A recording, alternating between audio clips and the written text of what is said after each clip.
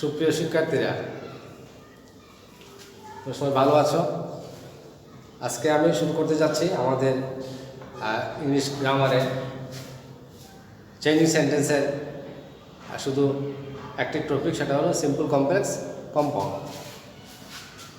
আমরা যখন সিম্পলে two two দেখবো, তো সেই টু টুকে আমরা কমপ্লেক্সে নিলে স দ্যাট হবে, আর কমপ্লেক্স থেকে কম্পাউন্ড গেলে অ্যান্ড অথবা অ্যান্ড স।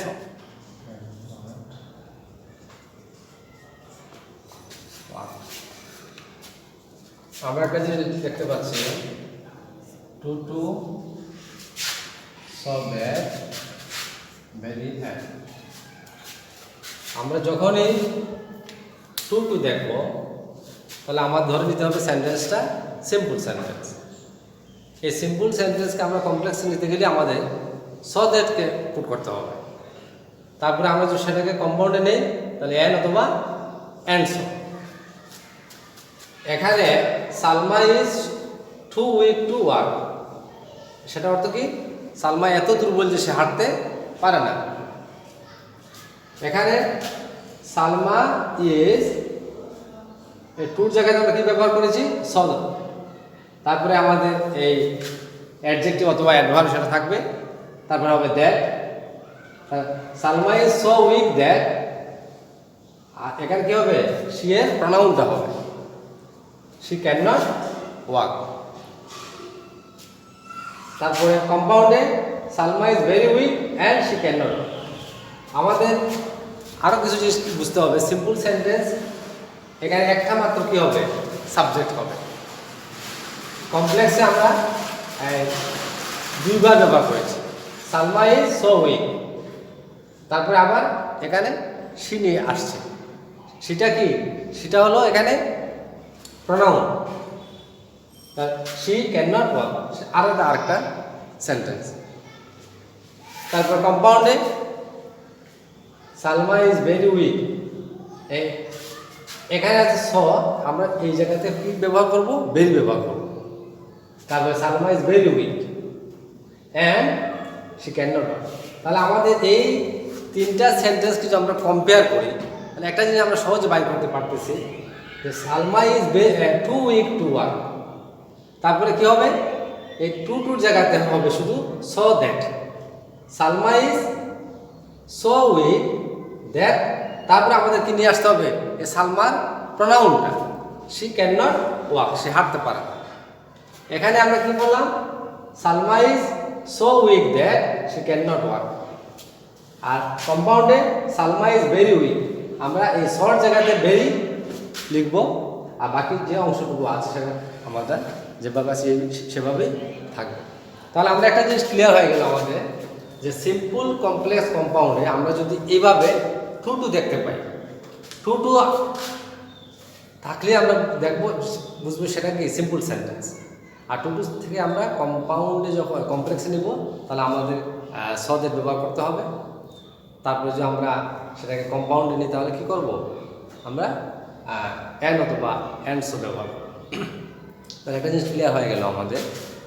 এইভাবে যে কোন সেন্টেন্স হোক, আমরা যে বলতে পারি লোকটি এত দুর্বল যে সে হাঁটতে পারে না। The man is too weak to walk, অথবা লোকটি এত দুর্বল যে কাজ করতে পারে না। The man is too weak to work. এভাবে আমরা যত সেন্টেন্স প্র্যাকটিস করবো, আমরা তত জিনিসটা আমাদের সহজ হয়ে যাবে। তারপরে টু টুর জায়গাতে কী হবে? So that. The man is so weak that he can not walk. The man is too weak that he can not work. তারপরে এইভাবে আমরা the man is very weak and he can not work. আবার the man is very weak he can not work. আমরা এখানে আমরা ইচ্ছা মতো আমাদের কি চেঞ্জ করতে পারি, যে ভাব যেটা। আগে যে খেয়াল করতে হবে আমাদের, সেটা হলো টেন্সটা। প্রত্যেকটা ক্ষেত্রে আমাদের টেন্সটা মাথায় রাখতে হবে। এখানে আমরা ইজ যেহেতু আছে, এটা প্রেজেন্ট টেন্স, এর জন্য এখানে আমাদের ক্যান নট হয়েছে। তারপরে সেম এখানে আমাদের ইজ, এখানে ক্যান।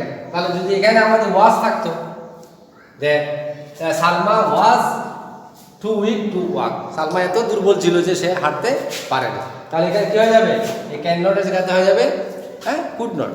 তা আমাদের টেন্সটা সবসময় মাথায় রাখতে হবে। আমার গ্রামারের প্রত্যেকটা ক্ষেত্রে আমাদের টেন্সটা মাথায় রেখে আমাদের কাজটুকু করতে হবে। আমরা যেটাই যে কাজই করি না কেন। আমরা পরবর্তীতে যদি টু টু দিয়ে আরেকটা সেন্টেন্স দেখি। আমরা প্রথম যে সেন্টেন্সটা দিয়েছিলাম সেটা ছিল টু টু ব্যক্তির বেলাতে। আমরা এখন যেটা নেব সেটা হলো টু টু কোনো বস্তুর ক্ষেত্রে। তো বস্তু সংক্রান্ত হলে আমাদের আরেকটা কি যুক্ত করতে হবে, এখানে একটা ফর যুক্ত করতে হবে। So too too dot dot দিয়ে for dot dot to, so that এদিকটা সেম থাকবে। কিন্তু আমরা যদি এক্সাম্পলটা দেখি তাহলে the load is too heavy for him to carry বা টু লিফট। হ্যাঁ, বোঝাটি তার জন্য এত ভারী যে সে সেটা কী করতে পারছে না, উত্তোলন করতে পারছে না। আমরা এখানে একইভাবে the load is so heavy that, এখানে আমাদের হেভিটা কি সেটা হলো অ্যাডজেক্টিভ অথবা অ্যাডভার্ব হবে, তার উপর পাশে থাকবে সো দ্যাট। আর এদিকে আমার আগের যেভাবে চিন্তা করেছিলাম আমরা যে সেন্টেন্স আমাদের চিন্তা করতে হবে, টেন্সটা এখানে ইজ আছে সেখানে ক্যানট হয়েছে। সেম এখানে কী হবে, শর্ট জায়গাতে বেরি হবে আর ডেটের জায়গাতে এন হবে, আর সব যেভাবে আছে এভাবেই থাকবে। তাহলে আমরা এই দুইটা সেন্টেন্স, একটা ব্যক্তির বেলাতে আর একটা আমরা বস্তুর বেলাতে চিন্তা করবো। বস্তুর বেলাতে কী হবে, আমাদের শুধু একটা যে নতুন যুক্ত করতে, সেটা হলো এখানে ছিল টু টু আর এখানে টু ডট ডট দিয়ে ফর যুক্ত করতে হয়েছে। আর এই the load is too heavy for him to lift, যে বুঝাচ্ছি তার জন্য এত ভারী যে সেটা কি করতে পারছে না, উত্তোলন করতে পারছে না। আমরা একইভাবে এখানে আমাদের একটা জিনিস খেয়াল রাখতে হবে যে প্রথমে যে টু টু ছিল সেটা ব্যক্তির বেলাতে হলে এক ধরনের হবে আর বস্তুর বেলাতে হলে এক ধরনের। আমার এই জিনিসটা একটু চিন্তা রাখলে আমার বিশ্বাস যে আরও জিনিসটা ক্লিয়ার হয়ে যাবে। আর এই কমপ্লেক্স এবং কম্পাউন্ডটা সেটা উভয় ক্ষেত্রে কিন্তু একেবারেই আগের মতো। যেমন এখানে দি লোড ছিল সাবজেক্ট, হ্যাঁ, তারপরে ইজ আসছিল, তারপরে সো, তারপরে অ্যাডজেক্টিভ, তারপরে দ্যাট। আবার সেটা কি হলো এখানে দি লোড ইজ, এখানে আমরা হি হইতে পারে, সি হইতে পারে, জাস্ট সাবজেক্টে তার প্রোনাউনটা হবে যে এই বুঝাটি কার জন্য ভারী, যার জন্য ভারী সেটা হয়ে যাবে। আর এখানে কী হবে, আমাদের ক্যান নট হবে। যদি সাবজেক্ট টেন্সটা ফার্স্ট টেন্স হয় তাহলে এখানে কুড হবে।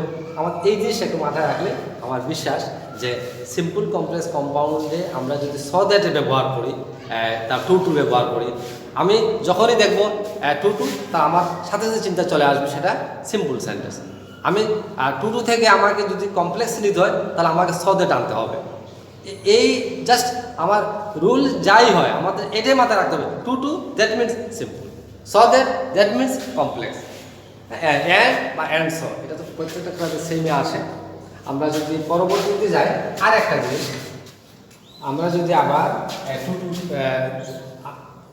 টু টু প্যাসিভ রূপে চিন্তা করি তাহলে আমরা একইভাবে দেখব।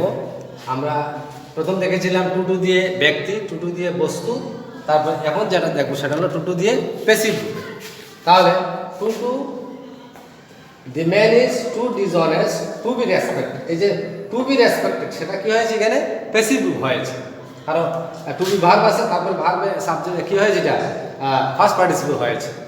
তাহলে the man is too dishonest to be respected, আমরা যদি সেটাকে কমপ্লেক্সে নিয়ে আসি তাহলে আমরা কী করবো, দি ম্যান ইজ সো ডিসঅনেস্ট, এই টুর জায়গাতে আমরা কি দিয়েছি সো ডিসঅনেস্ট দ্যাট, তারপরে লোকটি এত কি অসৎ যে তাকে কে সম্মান করার মতো নয়। The man is too dishonest to be respected, লোকটি এতই অসৎ যে তাকে কি করা যায় না, শ্রদ্ধা করা যায়।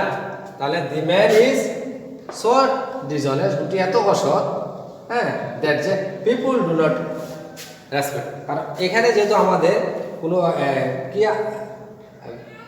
প্রেজেন্ট ফর্মে আছে, আমরা যে প্রেজেন্ট ফর্মে সেটা কী করি, নেগেটিভ করি, তাহলে আমরা একটা ডু ডাজ ডিটি ব্যবহার করি, সেটা আমরা জানি। এই জন্য এখানে পিপুল ডু নট হয়েছে, people do not respect him. Clear?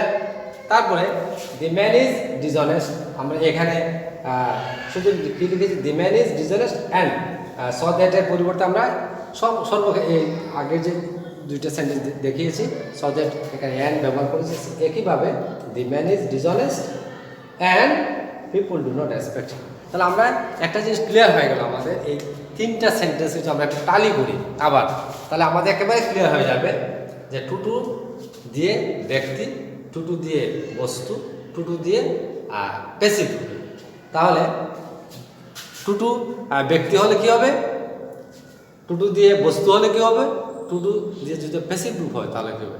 আমাদের এই প্রত্যেকটা বেলাতে সেম, আমাদের এইটা শুধু মনে রাখতে হবে, টু টু জায়গাতে আমাদের সো দ্যাট হবে, আর কম্পাউন্ডে গেলে আমাদের অ্যান্ড হবে। এই তিনটা আমার বিশ্বাস যে তোমরা যদি বাড়িতে আরও এই এক্সাম্পলগুলো আরও প্র্যাকটিস করো, তাহলে টু টু দিয়ে আমাদের সিম্পল থেকে কমপ্লেক্স থেকে কম্পাউন্ড মিলে আগুন পরিবর্তন হবে। শিক্ষার্থীরা আমরা এতক্ষণ টু টু ব্যবহার করেছিলাম, আমরা এখন করবো এনাফ টু দিয়ে। এনাফ টু তো কি যথেষ্ট বা এতই বেশি যে, হ্যাঁ। তাহলে আমরা যদি এক্সাম্পলটা শো করি, the girl is innocent enough to believe anybody. তাহলে আমরা কি দেখতে পারি, মেয়েটি কে যে কেউ বিশ্বাস করতে পারে, কারণ মেয়েটি এতই নির্দোষ। তাহলে দি গার্ল ইজ সো ইনোসেন্ট। তাহলে এখানে আমরা এই ইনোসেন্ট যেটা আমরা অ্যাডজেক্টিভ, হ্যাঁ, সেই অ্যাডজেক্টিভের আগে এবং পরে আমরা সদের ব্যবহার করেছি। দি girl is so innocent that she believes anybody, যে কোনো কেউ তাকে কি করতে পারে, বিশ্বাস করতে পারে। তারপরে অ্যান্ড বা and so, the girl is very innocent. আমরা এই শর্ট জায়গাতে কী ব্যবহার করেছি, আগে করেছিলাম ভেরি, এখন আমরা এখনও এই অ্যানাফটিভ বেলাতেও আমরা এখানে বা সতেটের বেলাতেও আমরা এখানে ভেরি ব্যবহার করি।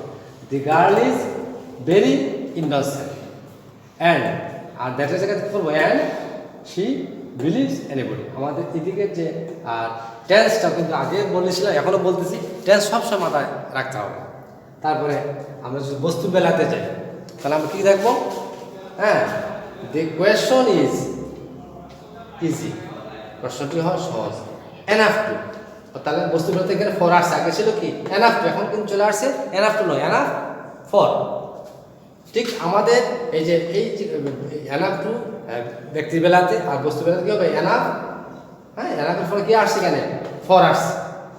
তারপরে কিন্তু এনিবডি টু, তারপর আমাদের এই বস্তুর বেলাতে আমাদের খেয়াল রাখতে হবে কি হবে, ফর হবে, আর ব্যক্তির বেলাতে সেটা হবে না। তাহলে the question is easy enough for anybody two answer, যে প্রশ্নটি এতই সহজ যে কোনো লোকে সেটা আনসার দিতে পারে। আমরা যদি যখন এই সতেটে চলে আসি, তাহলে the question is very, the question is sorry, the question is so easy. The question is so easy that anybody can answer, যেগুলো উত্তর দিতে পারে। আর আমরা যদি কমপ্লেক্স নিয়ে যাই তাহলে হবে the question is সহজ জায়গাতে কি হবে, ভেরি হবে। The question is very easy and anybody can answer। আর যদি আমরা সেটাকে প্যাসিভ ফর্মে নিয়ে যাই, যদি আমাদের এনাফ টুটা প্যাসিভ ফর্মে হয়, তাহলে আমাদের কি দেখতে হবে, the man is honest enough to be respected। তাহলে এই যে টু বি রেসপেক্টেড সেটা কি প্যাসিভ ফর্ম। তাহলে আমরা প্রথমে দেখেছিলাম টু টু বেলাতে ব্যক্তি, টু টু বেলাতে বস্তু, তারপরে প্যাসিভ। ঠিক একইভাবে আমাদের এনাফ টু বেলাতেও এনাফ টু দিয়ে ব্যক্তি, এনাফ টু দিয়ে বস্তু এবং এনাফ টু দিয়ে প্যাসিভ ফর্ম আমাদের কীভাবে সিম্পল কমপ্লেক্স কম্পাউন্ড করতে হয় সেটা আমি আজকে তোমাদের ক্ষুদ্র পরিসরে যে ক্লাসটি নিয়েছি, আমার বিশ্বাস তোমরা যদি বাড়িতে আরও এক্সাম্পল সহ করো, তাহলে তোমাদের সেটা হোমওয়ার্ক হয়ে গেল। এবং আমার বিশ্বাস যে তোমরা টু টু দিয়ে সিম্পল দিয়ে সিম্পল কমপ্লেক্স কম্পাউন্ডে এবং এনাফ টু দিয়ে সিম্পলে কমপ্লেক্স এবং কম্পাউন্ডের কীভাবে আমাদের করতে হবে এবং আনসার করতে হবে, সেটা অনেকটাই সহজ হয়ে যায়। আজকের মধ্যে আমি এখানে ক্লাস শেষ করছি। খুদা হাফেজ, আবার দেখা হবে।